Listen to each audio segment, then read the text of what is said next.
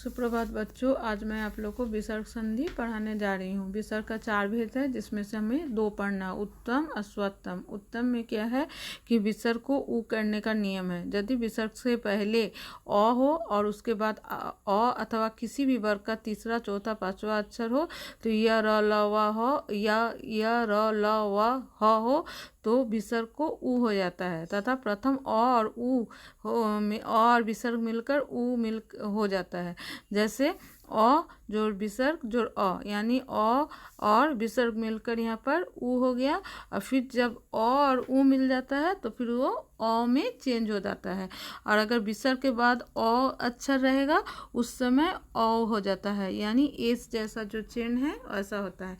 जैसे इस उदाहरण में देखना है कि प्रथमा, तो यहाँ म के बाद क्या है, विसर्ग है, तो विसर्ग के पहले यहाँ पर क्या है, अ है, तो विसर्ग के पहले अ है और बाद में भी अ है। तो ऐसे स्थिति में क्या हो जाता है, उ हो जाएगा। और उ हो जाएगा। उ के बाद फिर जो अ है अध्याय में, जब उ और अ मिलकर फिर अ हो जाता है, इसीलिए इसमें हो जाएगा प्रथमो अध्याय। देखिए म को अ की मात्रा हो गया।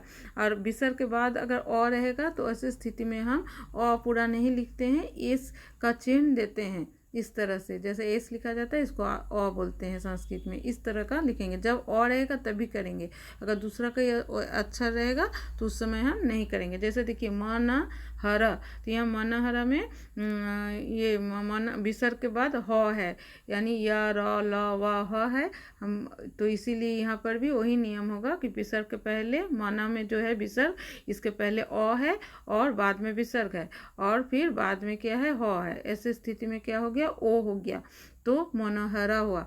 और फिर उसी तरह देखिए स चोर अपी, तो स के बाद क्या है, विसर्ग है और विसर्ग के पहले अ है और बाद में भी अपी है, तो यहाँ पर विसर्ग के बाद अ है, इसीलिए यहाँ पर ये वाला अ का चिन्ह लगाएंगे। तो सो अपी, यस जोड़ ज्ञानम, तो ये ग जो है तीसरा वर्ग का तीसरा हुआ, क वर्ग का जो है ये तीसरा अक्षर है ग। तो ऐसे में क्या करेंगे, सेम नियम लगेगा। यस, यह सौ का जो है ये ओ की मात्रा हो जाएगा, तो यस योगानम, यशो ज्ञानम, ये हो गया उत्तम पहला नियम।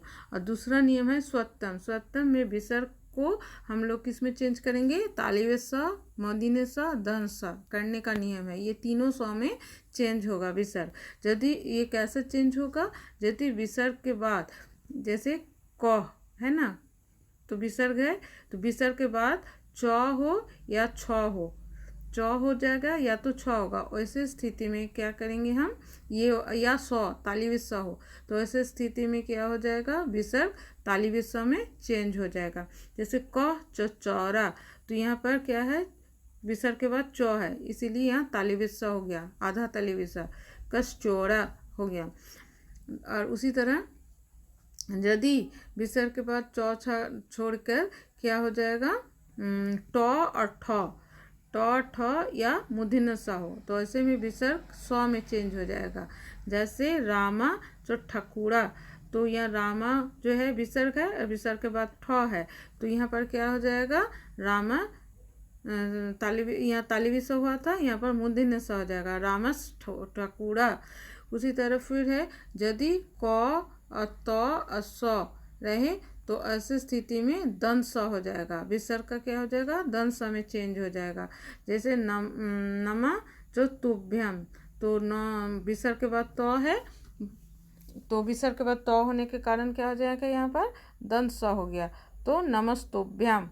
इसी तरह तेप चोर सठ, यहाँ हो जाएगा देवसठ, हरि चोर सेते, तो यहाँ पर तालिवी स है, हरि के बाद विसर्ग के बाद तो हरि श्यते। तो इस तरह ये याद रखना है। अगर तालिवी स कब होगा, यदि विसर्ग के बाद च और छ रहेगा तब हम तालिवी स लगाएंगे। यदि विसर्ग के बाद ट या ठ या मूर्धन्य स होगा, उस समय हम मूर्धन्य स करेंगे विसर्ग के जगह। और यदि क त और थ स रहे दंत स, वैसे स्थिति में विसर्ग को हम स में दंत स में परिवर्तन कर देंगे। तो ये आप लोग अच्छा से पढ़ के याद कर लीजिए। आपका व्याकरण बुक में और एग्जाम्पल दिया हुआ है, देख लीजिएगा। और कल इससे हम को प्रश्न और देंगे करने के लिए।